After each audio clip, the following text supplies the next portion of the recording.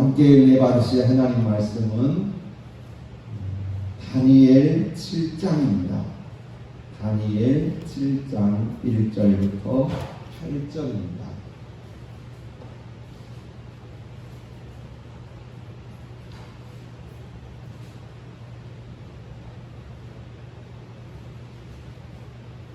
바벨론 벨사살 왕 원년에 다니엘이 그의 침상에서 꿈을 꾸며 머릿속으로 환상을 받고 그 꿈을 기록하며 그 일의 대략을 진술하니라. 다니엘이 진술하여 이르되 내가 밤에 환상을 보았는데 하늘에 내 하나님 바다로 몰려오더니 큰 짐승 넷이 바다에서 나왔는데 그 모양이 각각 다르더라. 첫째는 사자와 같은데 독수리의 날개가 있더니 내가 그 중에 그 날개가 뽑혔고 또 땅에서 들려서 사람처럼 물건을 날로 소개함을 받았으며 또 사람의 마음을 받았더라.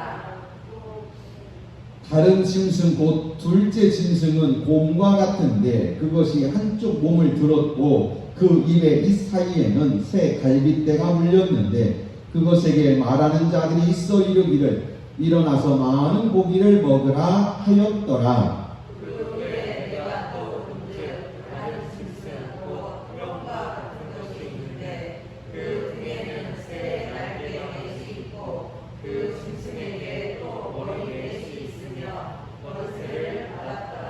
내가 밤 환상 가운데 그 다음에 본 넷째 짐승은 무섭고 놀라우며 매우 강하며 또 쇠로 된 이가 큰 이가 있어서 먹고 부서뜨리고 그 나머지를 발로 밟았으며 이 짐승은 전에 모든 짐승과 다르고 또 열 뿔이 있더라.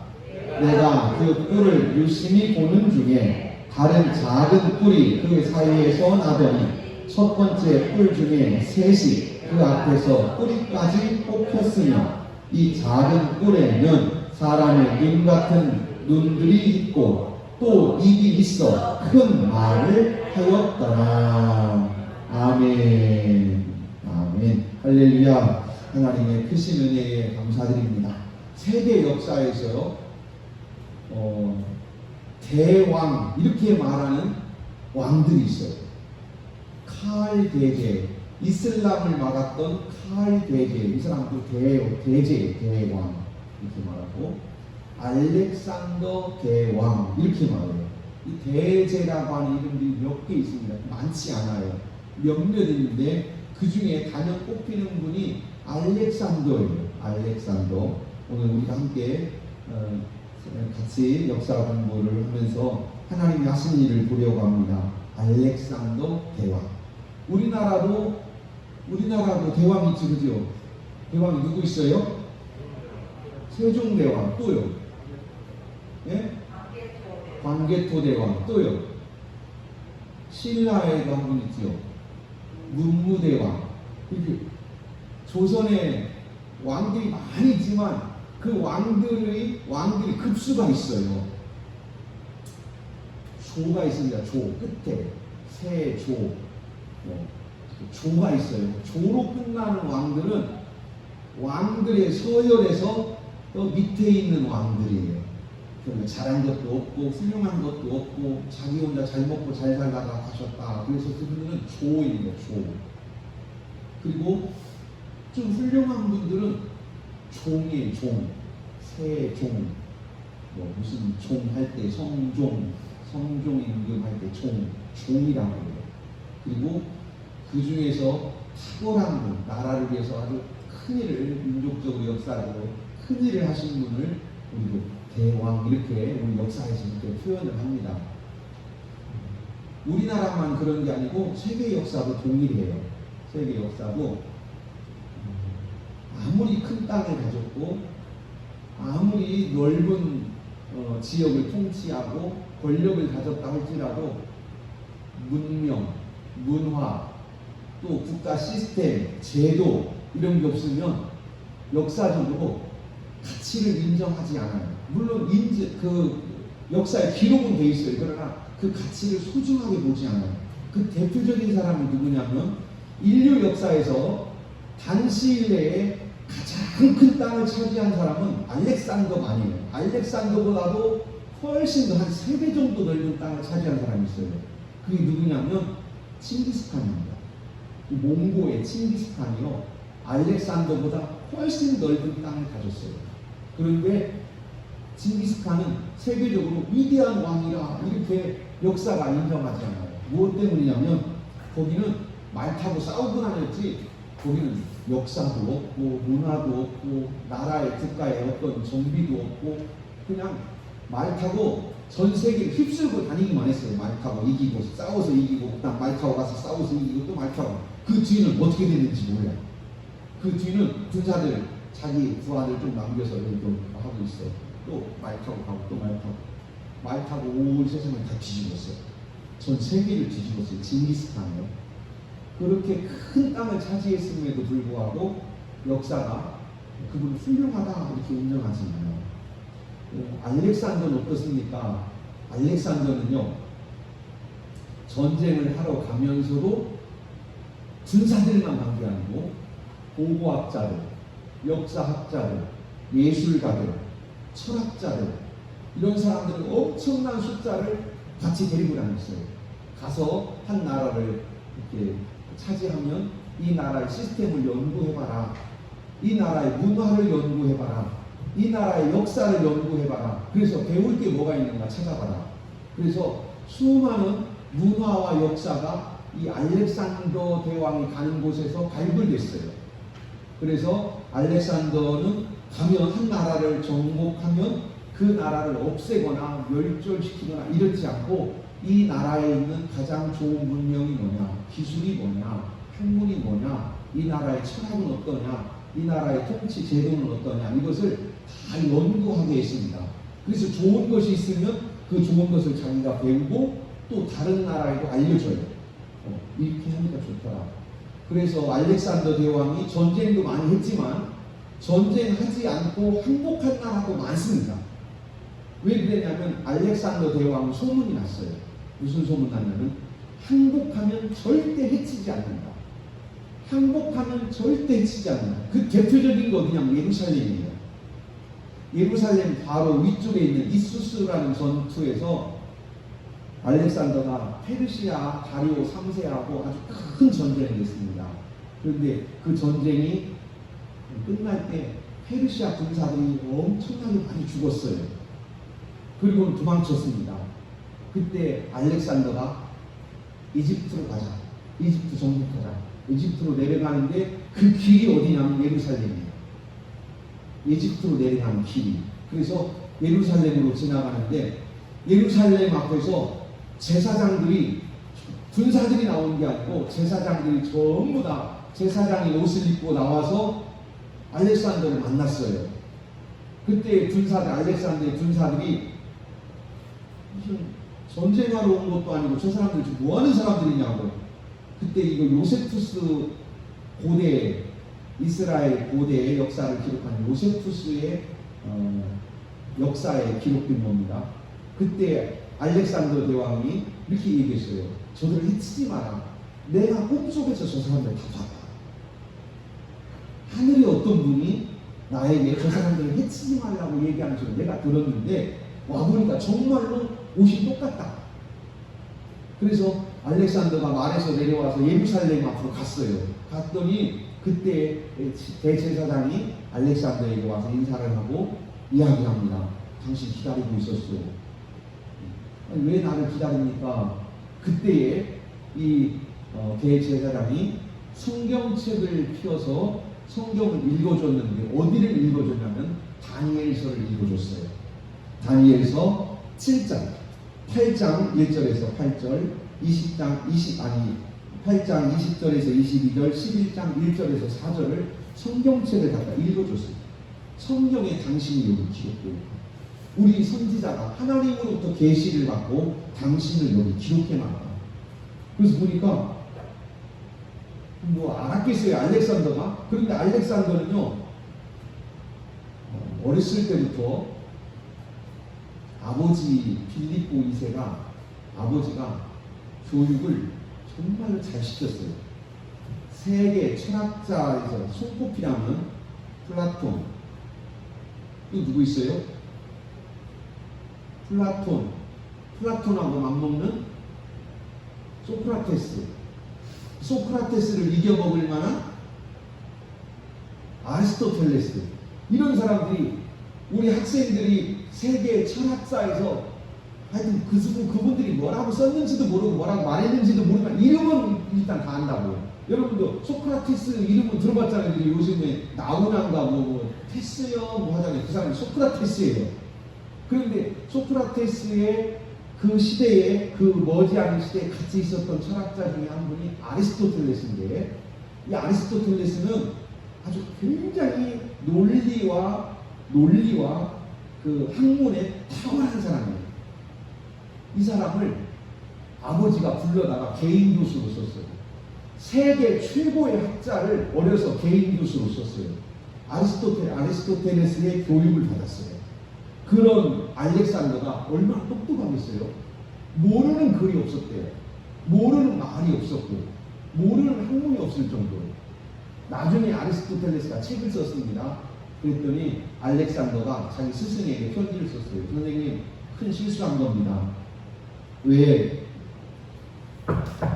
나에게 가르쳐준 지식을 책에다 써서 다 나눠주면 어떡하냐는 거예요. 나만 똑똑해야 사람들 다 통치할 텐데 다 똑똑해지면 어떡하라고 그러는 겁니까? 그랬더니 아리스토텔레스가 편지를 썼어요.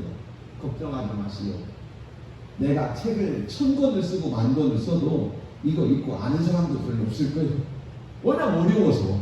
철학이라는 게 워낙 어려우니까 걱정하지 마세요. 내가 책 써놔도 읽어봐도 사람들 모를 거예요. 내가 알려줘야 알지.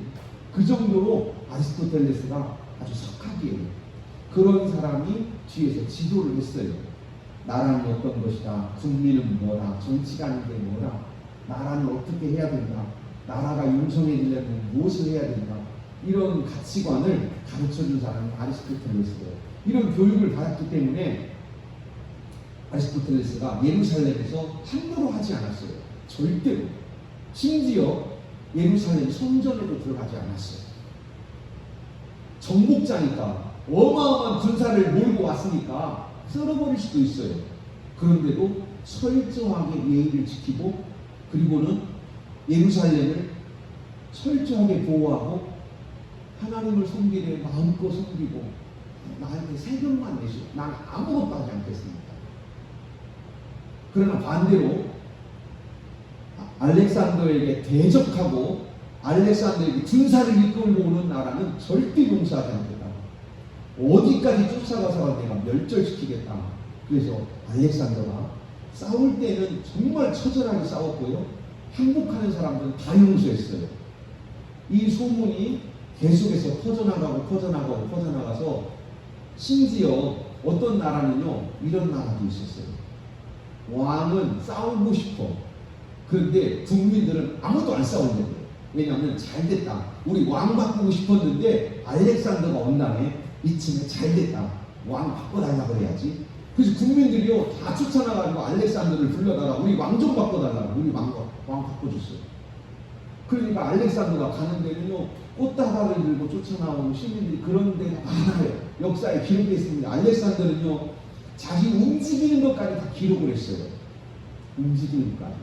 고고학도 굉장히 많은 부분을 연구를 했습니다. 이런 알렉산더가 다니엘서를 읽었어요. 다니엘서를. 지금 저희는 뭐 알렉산더 이야기를 하자, 뭐 바빌론 이야기를 하자, 페르시아 얘기를 하자, 이런 얘기를 하자는 게 아니에요. 제가 함께 나누고 싶은 말씀은 하나님이 아무 말씀 없이 선지자 헬라에 대해서 헬라에 선지자를 보내지 않으셨어요. 알렉산더에게 선지자를 보내지 않으셨습니다. 예언자를 보내지 않으셨어요. 침묵하셨어요. 그래도 하나님이 침묵하셔도 세상은 하나님 통치하세요. 하나님이 오늘 우리에게 아무 말씀 안 하셨어도 해가 뜬 것은 하나님의 은혜예요. 오늘 하나님께서 우리에게 아무런 역사를 나타내지 않으신 것 같아도 오늘 한여름이 뜨거운 해가 와서 하루 들판에서 곡식을 익히고 하루 들판에서 과일들을 자라게 하고 온 세상을 통치하신 분은 여호와 하나님이신 줄로 믿습니다. 바로 신구약 중간사는 우리가 왜 하느냐면 세상에 엄청난 제국들이 몇백 년 사이에 300~400년 사이에 인류 역사에서 으뜸 가는 수많은 제국들이 그 순간순간 왔다가 사라져 버리는데 그들은 유대인도 아니고 하나님을 섬기는 사람도 아니었고 하나님을 잘 모르는 사람들이었어요.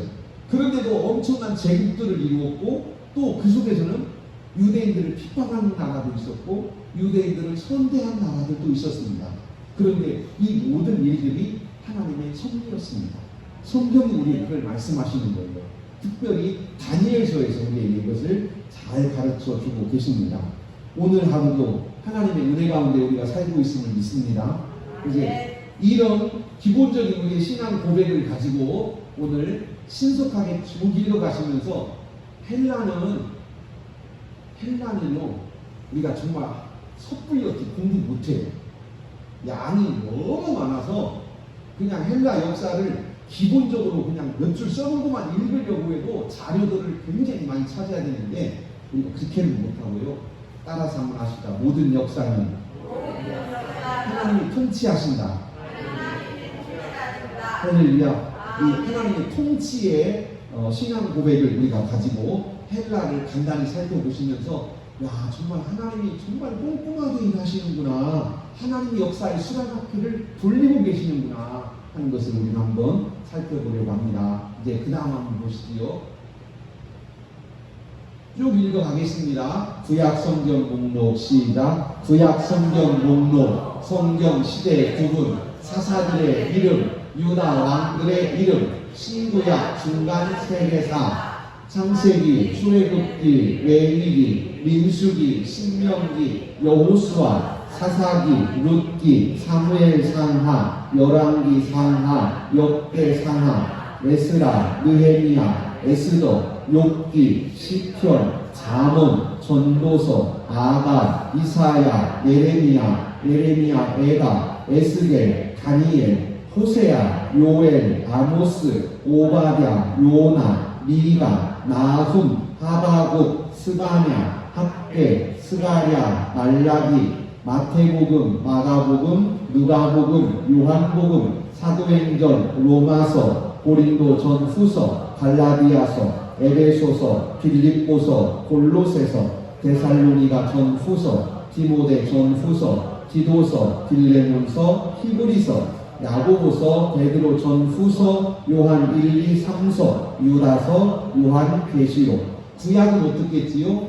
5, 12, 5, 5, 11 신약은요 4, 1, 1, 4, 7, 1 성경 시대 구분입니다. 창조시대, 족장시대, 출애굽 광야시대, 종복시대, 사사시대, 통일왕국시대, 분열왕국시대, 포로시대, 포로 귀환시대, 중간시대, 복음시대, 교회시대, 족장시대, 아브라함, 이삭, 야곱, 요셉의 시대, 창세기 12장에서 50장, 욥기, 사사시대, 온니엘부터 사무엘까지 약 340년, 사사들 12분, 온니엘, 에훗, 삼갈, 드보라, 기드온, 돌라, 야일, 입다, 입산, 엘론, 압돈, 삼손, 통일왕국 왕들, 사울왕, 다윗왕, 솔로몬왕, 솔로몬왕 사후에 남북으로 분리되고 남쪽은 유다 344년, 북쪽은 이스라엘 208년, 북이스라엘 왕들 19분, 여로보암, 나답, 바사, 엘라, 시므리, 오므리, 아합, 아하시야, 여호람, 예후, 여호아하스, 요아스, 여로보암 2세, 스가랴, 살룸, 문하햄, 두가히야, 베가, 호세야. 주전 722년에 아수르에 의해서 망했습니다. 남쪽 유다 왕들 20분, 르호보암, 아비양, 아사, 여호사밧, 여호람, 아하시야, 아달랴, 요아스, 아마샤, 우시야, 요담, 아하스, 히스기야, 므낫세, 아몬, 요시야, 여호아하스, 여호야킨, 시드기야. 주전 586년 바벨론에 의해서 망했습니다. 바벨론에 의해서 망하고 포로로 3차, 1차, 2차, 3차 끌려갔어요. 다니엘은 몇 번째예요? 첫 번째 끌려갔고, 두 번째는 에스겔 선지자가 끌려갔고, 세 번째는 시드기야 왕이 끌려갔습니다. 신구약 중간 세계사 아수르, 바벨론, 페르시아, 헬라, 로마.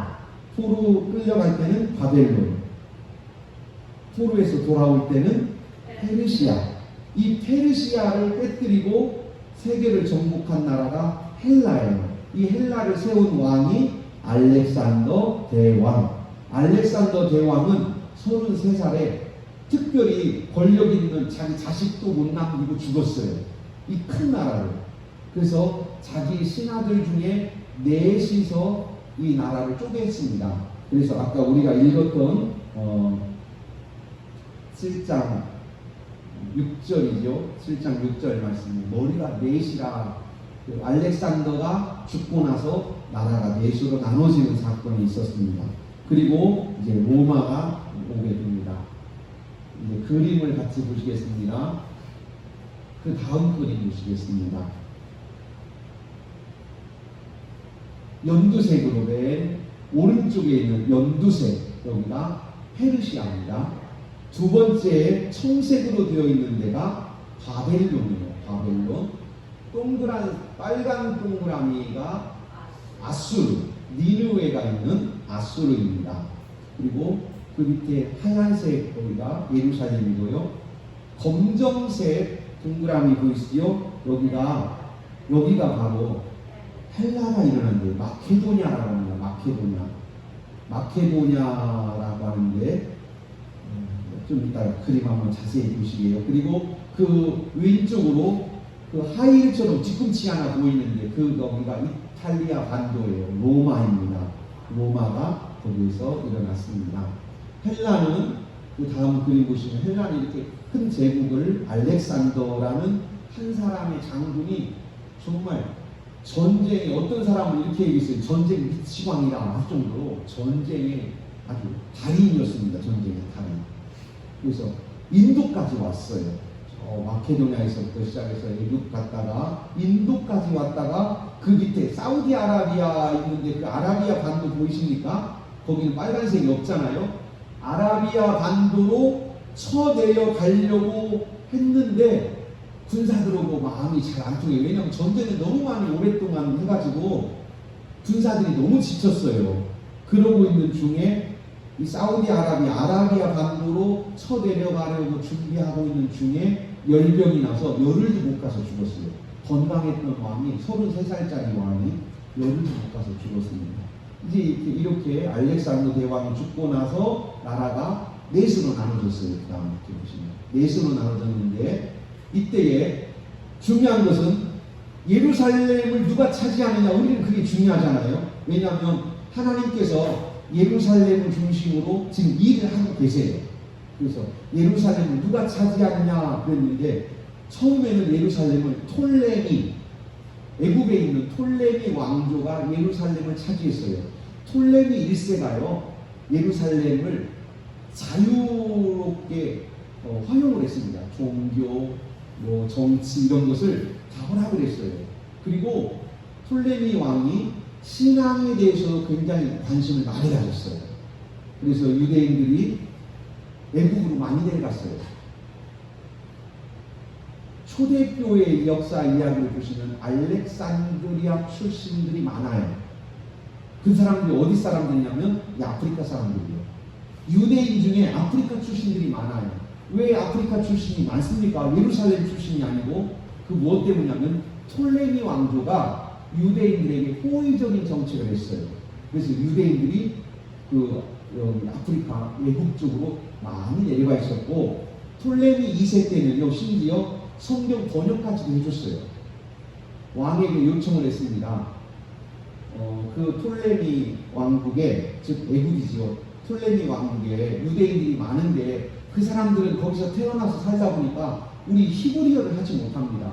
그런데 우리가 성경을 보내줄 테니까 그 성경을 번역을 좀 해서 거기에 있는 유대인들에게 성경을 좀 전해주세요. 이런 요청을 한 거예요. 그랬더니 실제로 톨레미 왕이 구약 성경입니다. 구약 성경 번역을 해줬어요. 이게 최초로 번역된 70인역이라고 하는 성경입니다. 그러니까 톨레미 왕조가 굉장히 유대인들에게 호의적이었어요. 그런데 후에 이 셀루쿠스 왕가에서 그 뒤에 아주 강력한 왕이 하나가 일어나서 그 왕이 톨레미를 몰아내고 셀루쿠스가 차지했어요. 이때부터 이스라엘은 고난을 거듭하게 됩니다. 처음에는 톨레미에게 속해 있다가 후에는 셀루쿠스에게 속해 있고 나중에는 전쟁을 계속 치르다가 로마의 도움을 청해 예루살렘이 로마가 커지니까 우리 좀 도와달라고 그때부터 로마의 속국이 되었고 주전 63년 폼페이라는 장군이 이제 예루살렘에 와서 예루살렘을 속국으로 하자 해서 서로 사인을 하고 주전 63년부터 이제 예루살렘이 로마의 속국이 된 것입니다. 이런 이야기가 대략적인 이야기고요. 그 다음 그림 보시고요. 그림 보겠습니다. 이제 헬라가 이렇게 있는데요. 헬라가 4개로 나눠주잖아요. 아래는 톨레미고 위는 셀루쿠스고 문제는 뭐냐면 그렇게 하고 있는데 지중해 한가운데서 로마가 일어나고 있는 거예요. 로마는 주전 700년 전부터 로마라는 나라가 있었어요. 그런데 이 로마가 점점 커지면서 아래쪽으로 땅을 넓혀가니까 그 밑에 있던 페니키아라고 하는 그 투엔이지요. 이 페니키아라고 하는 이 나라가 로마하고 점점 가까워지다가 싸움을 하게 됐습니다. 이 싸움이 이제 결국은 어디로 가냐면 싸움이 굴동이 튄 거예요. 어디로 굴동이 튀냐면 그리스하고 헬라하고 셀루코스하고 전쟁을 한 도화선이 되게 됩니다. 즉 헬라하고는 아무 상관없는 먼 곳에서 일어난 전쟁이 우리까지 온 거예요. 여러분 우리가 지혜로워야 돼요. 어떤 일이 어떻게 벌어질지는 우리는 몰라요. 세계 역사를 움직이신 하나님의 손을 한번 봅니다. 그 다음 그림을 한번 보여주세요. 이 그림을 좀 이해하시면 좋겠습니다. 그냥 간단하게 설명드릴게요. 맨 왼쪽에 있는 청색이 로마예요. 이 로마가 점점 일어나요. 그랬더니 그 옆에 있는 연두색입니다. 연두색은 나라가 여기가 지금 원래 오리지널 헬라의 지금 그리스입니다.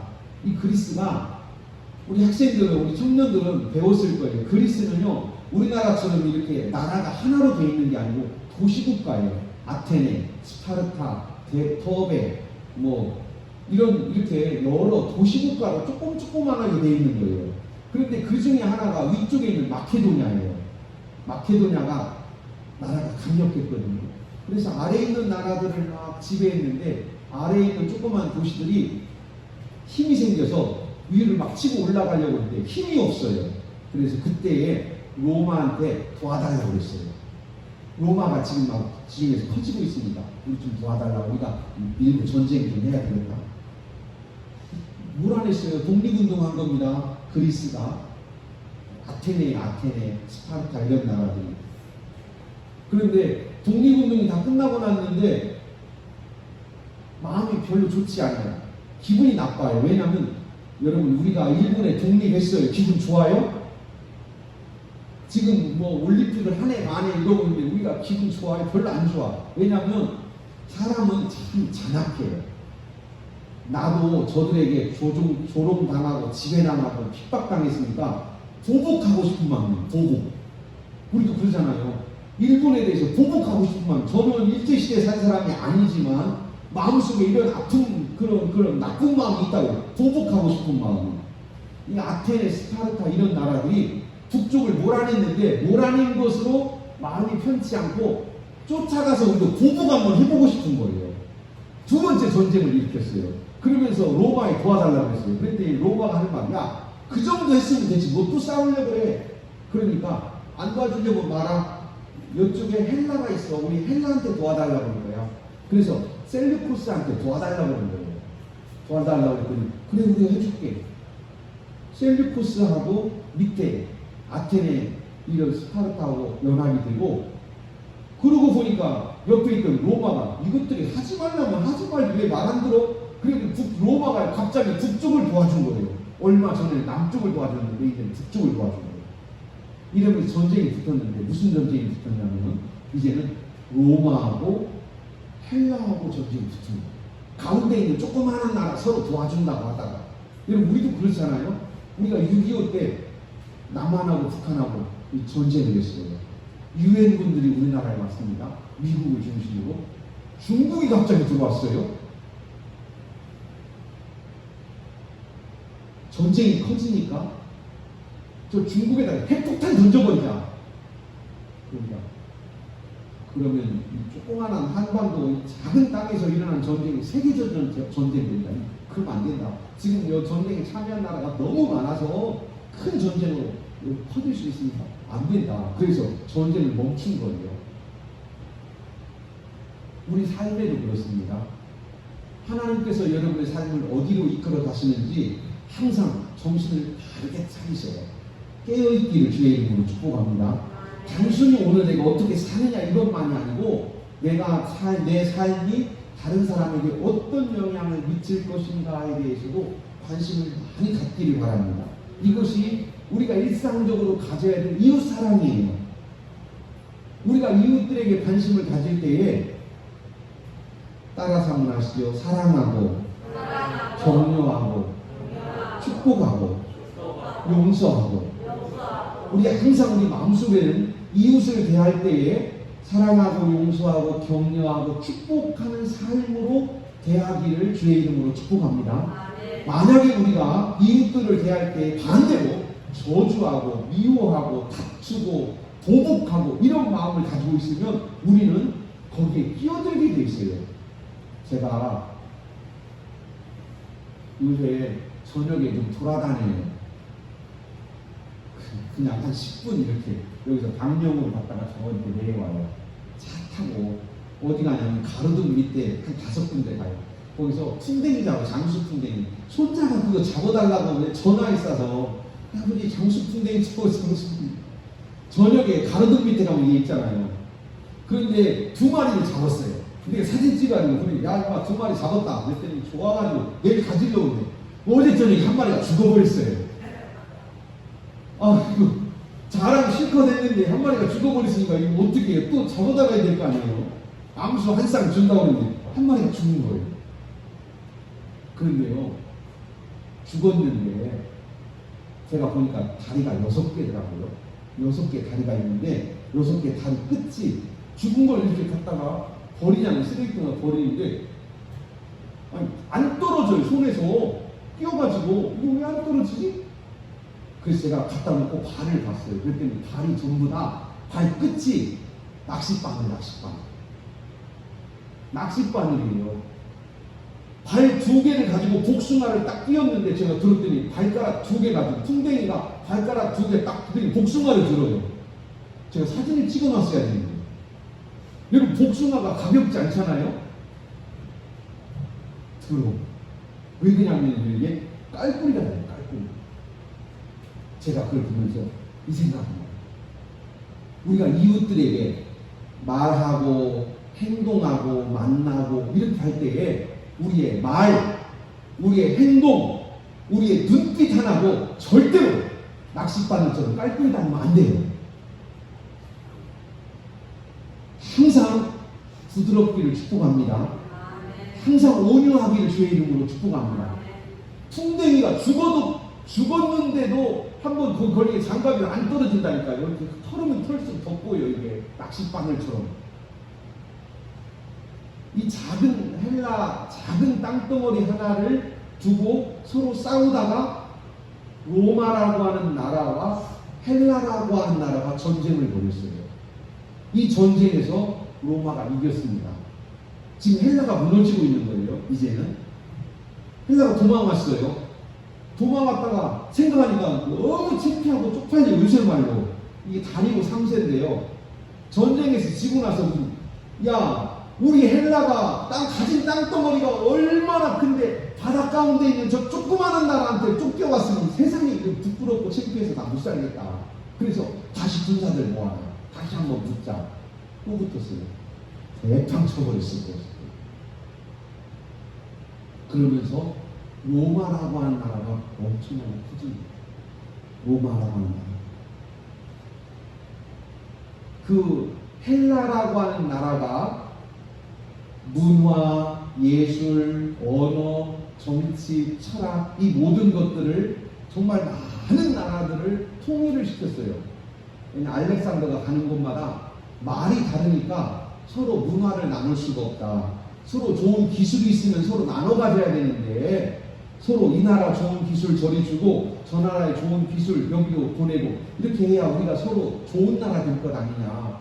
정말 알렉산더는요 이런 세계와 수많은 나라가 함께 어울려 잘 사는 것에 대해서 탁월한 재능을 가졌던 사람이에요. 그래서 이것을 하기 위해서 뭘 해야 되냐면 언어를 통일시켜라. 그래서 헬라어로 통일시켜라. 헬라어를 통일시키고 기호, 숫자, 과학 이런 것들을 통일시켜라. 이쪽에서 수학을 가르치면 저쪽에 가면 똑같이 할 수 있도록 해라. 저쪽에서 만든 기술이 저 멀리 가도 그 기술이 다 전달되게 해라. 모든 나라들, 의학까지도 이렇게 기초를 닦아놨어요. 그런데 감사하게도 따라서 하십다. 열린 길을 복음을 위해서 사용하셨다. 수십 개의 나라가 헬라어라는 공용어로 다 통일이 되고 헬라는 무너져 버렸어요. 얼마 못 가서. 그리고 로마라고 하는 나라가 일어났습니다. 그런데 헬라어는 이미 온 세계에 퍼졌어요. 그래서 신약성경은 헬라어로 써졌습니다. 헬라어를 가지고 이제 많은 사람들에게 복음이 전파되게 된 것입니다. 하나님은 일하고 계세요. 하나님은 우리가 모르는 곳에서, 우리는 생각지도 못하는 곳에서 하나님 복음을 위해서 준비하고 계시고 영혼 구원을 위해서 일하고 계시는 줄로 믿습니다. 그 속에서 선하게 쓰임받는 사람은 선하게 쓰임받고 또 하나님께 버림받는 자들은 또 무섭게 하나님 진노 가운데 들어갑니다. 제가 이 자료는요 그냥 여기 오늘 오신 분들 제가 저기 명단 다 가지고 있다가 이 자료는 그냥 그 카톡으로 보내드릴게요. 카톡으로 보시고 맨 마지막에 제일 중요한 데가 맨 마지막입니다. 맨 마지막 부분이 여기가 몇 번째냐면 몇 번째냐고 맨 끝에 한 4번째나 5번째 한번 보세요. 맨 끝에서 이 헬라와 유대민족 거기입니다. 그 앞에요. 다음 거기 같이 한번 읽겠습니다. 유대민족과 무슨 관계가 있나? 이 헬라와 유대민족과 어떤 관계가 있는가를 우리가 살피고 하겠습니다. 같이 읽습니다. BC 301년 예루살렘은 톨레미 1세에게 통치되었다. 유대인의 전통과 신앙의 자유를 인정하여 통치했고 톨레미 2세는 최초로 구약 성경을 헬라어로 번역하는 중요한 일을 하여 이방인이나 헬라어를 읽는 자는 성경을 읽을 수 있게 되었다. 이때가 주전 270년입니다. BC 주전 198년 셀루쿠스 왕조 안티오코스 3세가 톨레미와 전쟁에서 승리하고 예루살렘을 통치한다. 아이톨리아인들이 이 사람들이 그 아테네 바로 그 그리스 중부 지역에 사는 사람들입니다. 아이톨리아인들이 북마케도냐 보복 전쟁을 위해 셀루코스 군사 개입을 요청한다. 아이톨리아인들의 요청에 안티오코스 3세는 마게도냐와 합세한 로마에 의해 무참히 패하였다. 그 결과 예루살렘 성전의 모든 금, 은, 그릇들도 몰수되어 전쟁 대상금으로 로마에 넘어갔다. 그 다음입니다. 4번. 이후 안티오코스 4세가 권력을 잡고 강력한 헬라화 정책을 만들었다. 특히 이집트의 톨레미 왕조를 정복하려고 전쟁을 벌이고 승리를 얻었으나 전쟁 막바지에 로마가 개입하여 물러나야 했다. 그리고 이 전쟁 패배의 분노가 예루살렘에 쏟아졌다. 예루살렘이 헬라 신들에게 제사하지 않고 여호와를 섬기기 때문이라는 억지였다. 이후 안티오쿠스 4세 에피파네스는 성전에서 돼지를 잡아 제우스에게 제사 드리고 할례를 행한 어린이들을 잔인하게 살해하고 제사장들을 600명이나 마차로 쳐서 죽였다. 이로 인해 유대인의 강한 저항이 일어나고 마카리 독립운동이 발생하여 하스몬 왕조가 들어섰다. 같이 읽습니다. 계속. 셀루쿠스 왕조의 탄압이 더욱 심해지자 유대인들이 로마에게 도움을 청하게 되어 유대인들이 로마로부터 독립국가로 인정받게 된다. 안티오쿠스 5세는 결국 유다의 세금을 면제하고 독립을 인정받게 된다. 바벨론의 멸망 후 444년 만에 독립국가가 된다. 79년 후 폼페이우스에 의해 로마의 통치로 넘어간다. 여기까지, 이때까지가 이제 넘어갈 때가 주전 63년입니다. 다시 말씀드리면 그 북쪽에 있던 북방왕이라고 다니엘서 12장에서는 북방왕이라고 셀루쿠스 왕조의 에피파네스 4세하고 그 안티오쿠스 5세 이런 사람들이요 예루살렘을 정말 악랄하게 핍박했어요. 워낙 악랄하게 핍박하니까 반란이 일어났습니다. 반란이 일어났는데 그 반란이 성공했어요. 성공했습니다. 그게 마카비 혁명이라고 해요. 마카비 혁명으로 생긴 나라가 하스몬 왕조라고 하는 왕조가 생겼습니다. 실제로 79년 동안. 그래서 이스라엘은 79년 동안 독립국가였어요. 독립국가였고 이 나라가 독립국가가 망한 때가 주전 63년 로마에 망한 거예요. 그리고 로마에 넘어가게 되었습니다. 이때에 생긴 것이 뭐냐면 이때에 생긴 것이요 바리새파입니다. 바리새파 성기 신약성경으로 점점 가까이 가고 있는 거예요. 이 셀루쿠스 시대에 유대인들의 신앙 분파가 생겼어요. 뭐 때문이냐면 어떤 사람들은 끝까지 헬라에 반대하는 사람이 있는가 하면 저렇게 우리를 죽이는데 우리가 죽는 것까지 하지 말고 적당히 타협을 좀 하면 어떠냐. 너무 잔인하지 않나 저 사람들. 우리를 죽이고 아이들까지 죽이는데 너무 잔인하니까 계속 이렇게 싸우다 보면 너무 많이 죽는다. 그러니 적당히 타협하자. 이런 사람이 있고 한쪽에서는 안 된다. 우리 다 죽어도 타협을 안 한다. 이런 사람이 있었어요. 자, 타협하지 않는다 하는 사람들은 누구냐면 바리새인들이에요. 같이 읽겠습니다. 바리새파, 헬라 개종을 반대하고 율법적인 전통과 신앙의 정절을 지키는 사람들. 이 사람들이 우리는 절대 저 사람들, 헬라인들, 저 사람들한테 우리 마음 한쪽도 안 준다. 절대 우리 저 사람들을 같이 않는다. 근데 반대로 또 사두개파가 있습니다. 이 사람들은 저렇게 우리를 못 살게 군이 우리 적당한 선에서 타협하자. 이런 사람들이에요. 사두개파입니다. 같이 읽습니다. 제사장의 후손들 가운데 헬라 사상을 일부 받아들여 종교 권력을 유지했던 자들의 후손, 육체의 부활, 최후의 심판, 천사, 악마, 영 등의 존재를 믿지 않았다. 어떻게 보면은 이렇게 되면 신앙생활이 아니에요. 그지요? 아니 사람이 죽어서 천국 가냐 지옥 가냐 이것도 없고 영도 없고 천사도 없고 악마도 없고 심판도 없고 그러면 영이 없으면 하나님도 없지요. 그러니까 사두개파는 말이 종교적인 색채만 있지 실상은 신앙생활 자체가 아니에요. 영의 존재를 부인하는 사람들은 영적인 존재를 부인하는 사람들은 신앙생활을 할 수가 없어요. 사두개파가 그런 사람들이에요. 그러다 보니까 사두개파는 뭐만 했냐면 성경 연구만 했어요. 영적으로 뭐 이런 걸 하지 마라. 그냥 있는 율법 공부나 해. 여기 있는 성경 공부나 잘해. 영은 몰라. 천사고 하나님이 우리 잘 몰라. 그런 거 잘 모르니까 모르는 얘기 자꾸 하지 말고 그냥 성경 공부, 성경 연구 우리 이거 많이 하자. 이렇게 그쪽으로 많이 치우쳤던 사람들이 사두개파입니다.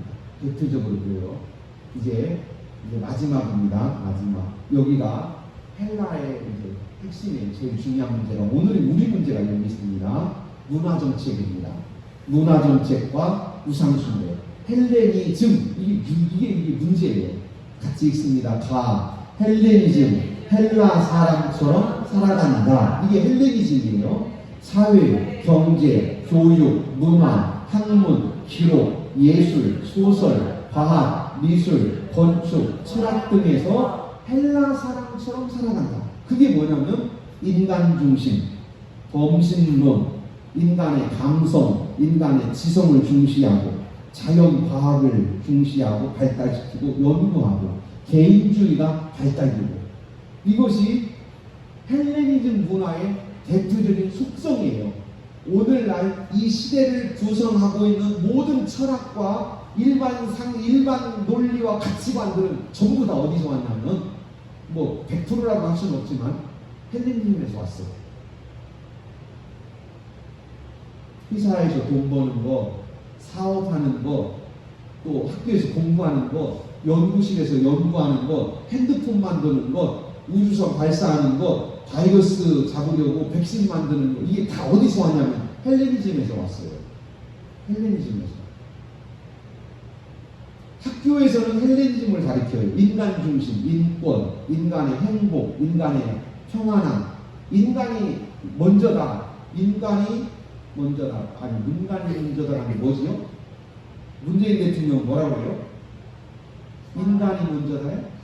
사람이 죄송합니다. 사람이 먼저다. 이게 한마디로 말하면 헬레니즘이에요. 사람이 먼저다. 그런데 신앙은요? 하나님이 먼저다. 헬레니즘과 우리의 신앙과 정면으로 충돌하는 게 계속해서 끊임없이 정면으로 충돌하는 게 뭐냐면 헬레니즘은 사람이 먼저다. 사람이 귀하다. 사람이 최고다. 이것이 헬레니즘이고 우리의 신앙은 그렇지 않다. 하나님이 최고다. 하나님이 제1이다. 하나님 이외에 다른 것은 없다. 오직 하나님이 제1이다. 이것이 바로 우리의 신앙입니다. 그런데 지금 온 세상이 헬레니즘에 있고 교회만 히브리즘이요. 성경.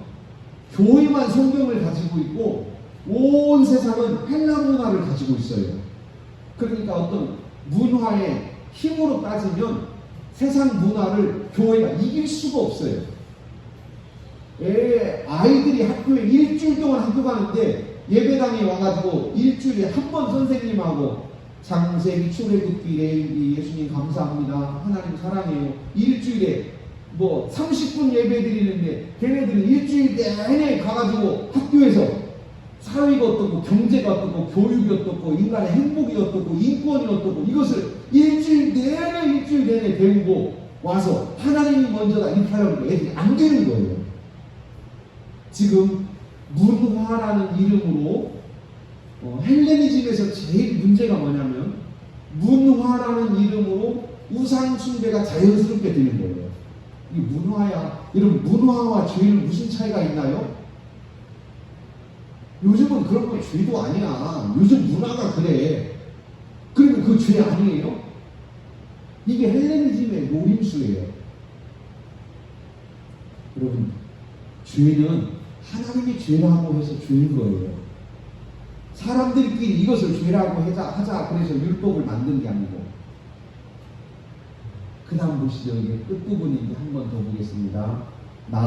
헬레니즘과 우상숭배. 시작. 범신론적 제사를 이야기와 문화, 음악, 미술, 조각, 예술, 건축, 과학 속에 융화시켜 우상숭배와 문화를 혼동케 하여 신앙을 무력화시킨다. 오늘날에도 우리의 범죄를 시대의 문화라는 이름으로 허용하거나 죄를 가볍게 여기는 사단의 속임수가 문화 속에 숨어 있음을 알고 지혜롭게 믿음을 지켜 거룩해야 한다. 아멘.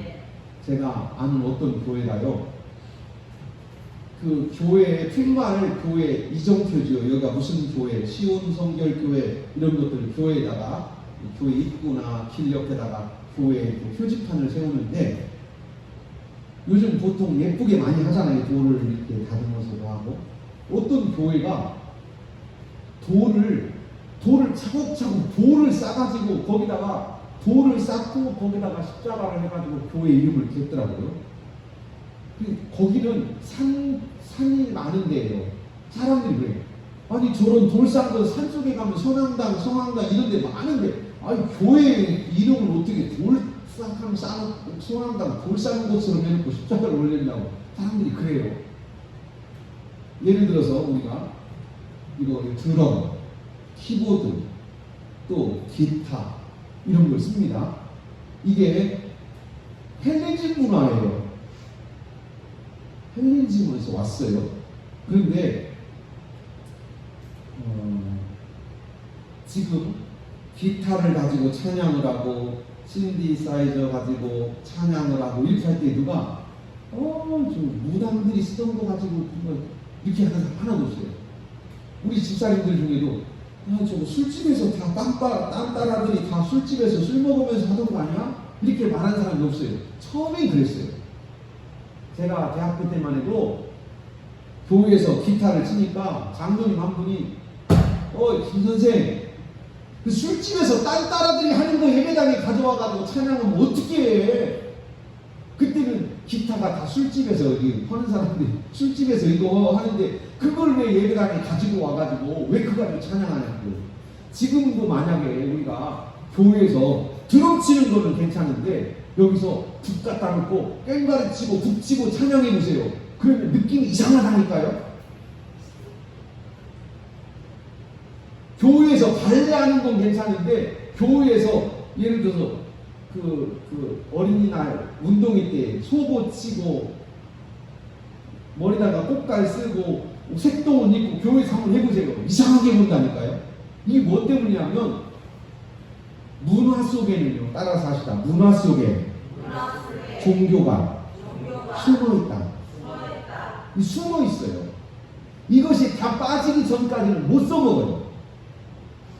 저는 제가 익산에 와서 목회를 할 때에도 어떤 목사님한테 그 소리를 듣고 제가 깜짝 놀랐어요. 그게 뭐냐면 이 스피커 보이세요? 이 스피커에 저기 메이커가 뭐라고 써 있어요? 영어로 뭐라고 써 있죠? JBL 이렇게 써 있습니다. JBL. 그런데 그 교회는 거기가 EV였어요. 일렉트릭 보이스. 하여튼 미국의 유명한 회사입니다. EV라는 회사가 있어요. EV 거 스피커를 이렇게 썼어요. 그런데 제가 놀란 게 뭐냐면 어떤 목사님께서 예배가 다 끝나고 나왔는데 담임 목사님을 옆에서 만나가지고 목사님 저 EV는 다 술집에서 쓰는 거야. 저 버려. 저 다 술집에서 써. 제가 깜짝 놀랐어요. 그래서 물어봤어요. 술집에 쓰는 거 어떻게 알아요? 술집에서 쓰는 거 어떻게 아냐고요? 아니 어떤 회사 거를 그 술집에서 썼겠지요. 그 회사 걸. 이게 뭐냐면 사람이라는 거예요. 사람. 여러분 이게 우리의 우리. 그래서 따라서 하시다. 문화와 우상숭배를 구분해야 하고 숨어 들어오는 것을 막아내야 한다. 여러분 그렇다고 해서 함부로 그것을 단정 짓지는 마세요. 단정 지으면 안 돼요. 그러면 예수 안 믿던 사람이 예수 믿으려면 너무 힘들어. 못 믿어요. 저는 동일교회 있을 때 무당들이 예수 믿겠다고 16명 이름 써가지고 왔어요. 그래가지고 한 2명은 예수 믿었는데 나머지는 한 달에 5,000원씩 헌금만 했어요. 무당들이 교회에 5,000원씩 한 달에 5,000원씩 헌금을 했어요. 예수 선교회라고 제가 이름을 지어줬어요. 그랬더니 자기들이 통장 만들어가지고 아니 다 무당들이요. 이상한 무당들. 왜냐하면 무당 한 분이 우리 교회 그때 예수 믿고 와가지고 그랬거든요. 꼭 기도하자면 이렇게 이 습관 돼가지고. 왜냐면 이게 자기도 모르는 사이에 하는 거잖아요. 자기도 모르는 사이에. 그렇다고 해서 누가 막 야단을 치고 막 눈을 위아래 뜨면서 똑바로 못하냐고. 이게 뭐 하는 짓이냐고. 그런데 그분은 지금 우상숭배하려고 이걸 한 게 아니고 자기도 모르는 사이에 그렇게 한 거예요. 그냥 워낙 오래되다 보니까 우리가 우상들에게 하던 그 우상을 섬기던 것이요, 때로는 많은 것들이 문화로 들어왔어요. 농악, 그 다음에 장구, 사물놀이, 사물놀이라는 게 하나가 만들어졌잖아요. 예를 들어서 굿거리 장단, 굿거리가 뭐예요? 굿거리가 학교에서 다 배웁니다. 애들 굿거리 장단 알아? 김원배? 배우긴 배웠지. 굿거리가 뭡니까? 글자 그대로 하면 굿판에서 쓰는 장단이, 굿판에서 문항에서 쓰는 장단, 그걸 악기를 배우려면 굿거리 장단을 한다니까요. 근데 이게 문화라는 이름으로 들어와 있어요. 그렇다고 해서 굿거리 장단 한다고 해서 굿거리 장단 치면서 무당이 되는 건 아니잖아요. 그런데 이것이 사람들의 마음속에서 충분히 빠져나가야 돼요. 이건 우상숭배 아니야. 이건 무당 굿판과 아무 상관없어. 지금은 초등학교에서 농악도 하고요, 농악 무슨 대회도 하고, 그래서 학생들이 농악 다 배우고 그래요. 그런데 혹시라도 여러분 농악을 할 때 거기 가서 가만히 들어보세요. 그 리듬이요, 굿판하고 비슷해요. 옛날에는 그랬어요. 그래서 이 악대를 끌고 다니면서 지신받기 한다고 귀신들 뭐 쫓아내고 뭐 한다고 그러면서 지금도 하잖아요. 정월 들면은 이집저집 나 이거 풍장 치고 다니면서 귀신 쫓아낸다고 지신받기 하고 집집마다 빙빙 돌고 하잖아요. 했잖아요. 옛날에는. 그게 뭐냐면 그게 일종의 굿판이었어요. 그런 데를 농악으로 썼다고요. 그런데 지금은 이제 그런 것을 하지 않고 영적인 우상숭배는 다 빠져나가고 놀이가 남은 거예요. 놀이가 문화만, 진짜 문화만 그렇게만 한다면 문제가 없어요. 그런데 만약에 그것을 하다가 이거 옛날에 우리 산신령님께 했던 거야, 이거 우리 용왕님께 했던 거야, 그러면서 이분 이상한 소리를 그 당장에 그 순간부터 이게 귀신을 섬기는 도구가 돼버리는 거예요. 그래서 위험한 거예요. 이게 헬라 문화입니다. 헬라 문화. 지금 무슨 알렉산더 이야기를 말씀드리자는 것은 서양 이야기고, 우리 속에도 헬라 문화가 있어요. 많은 문화들이. 그런데 그 속에 종교 색채들이 있습니다. 여러분, 돼지 대가리 놓고 절하는 것은 어디 문화예요? 절에서 한 거예요? 아니면 옛날 유생들이 한 거예요? 아니에요. 저도 자료를 찾아봤더니 그건 뭐 불교에서 한 것도 아니고 유교에서 한 것도 아니에요. 그냥 사람들이 자기들 스스로가 만드는 범신론이라고 아까 말씀드렸죠. 범신론적, 이게 뭐냐면 모든 것에 신이 있다. 그래서 산에, 나무에, 바위에, 물에, 바다에, 하늘에, 그러면서 그것들을 섬기려고 할 때 자기가 가지고 있던 가장 귀하고 같은 것을 거기다 갖다 놓고 절하고, 또 우리말로 예외처럼 했던 거예요. 그것이 이제 자기가 잡혀서 그런 종교 행사가 되어버린 거예요. 그런데 이런 것들이 우리 속에 들어오지 못하고 해야 될 뿐만 아니라 들어올 때에는 반드시 물을 빼내야 돼요. 이 물을 빼내는 것을 뭐라고 말하냐면, 따라서 한번 아십시다. 세례. 원래 우리도 헬라인이었어요. 원래 우리도 이방인이었어요. 하나님의 백성이 아니었어요. 하나님의 백성이 아닌 우리가 하나님의 백성이 되려고 하나님 앞에 나올 때 우리가 하는 예식이 뭐냐면 세례 예식이에요. 과거의 것을 죽여버리고 새 것이 됩니다. 이런 악기들이 다 예배당 안으로 들어올 때는 예수 이름으로 세례받는 거예요. 할렐루야. 우리가 가진 모든 것들이 다 그래야 돼요. 그렇지 않으면 이것들이 예배당에 들어와서 주인 행세하려고 해요. 우리의 마음도 그렇습니다. 어떤 것도 다 마찬가지예요. 세상에 어떤 것도 하나님 앞에서 주인으로 해서는 안 돼요. 하려고 해도 안 됩니다. 그래서 철저하게 우리가 막아야 되는데 그것이 바로 세례예요. 예수 이름 앞에 무릎 꿇게 합니다. 모든 세상이 예수 이름 앞에 무릎 꿇고 하나님 앞에 나와야 할 줄로 믿습니다. 이제 마치겠습니다. 맨 끝에 있는 것만 같이 한번 읽고 마치겠습니다. 헬라 제국의 시작, 헬라 제국의 시작, 빌리포스 2세, 알렉산더의 아버지, 헬라 제국의 건설, 알렉산더 대왕, 제국의 분할, 사후, 셀루코스와 유대 민족, 문화 정책과 우상 숭배. 오늘 시간이 많이 갔네요. 제가 이 자료는 카톡으로 제가 보내드리겠습니다. 보시면서 참고하시고 우리의 신앙도 아름답게 깨끗하게 잘 갖고 가는 성도님들 되시기를 주의 이름으로 축복합니다. 하나님 아버지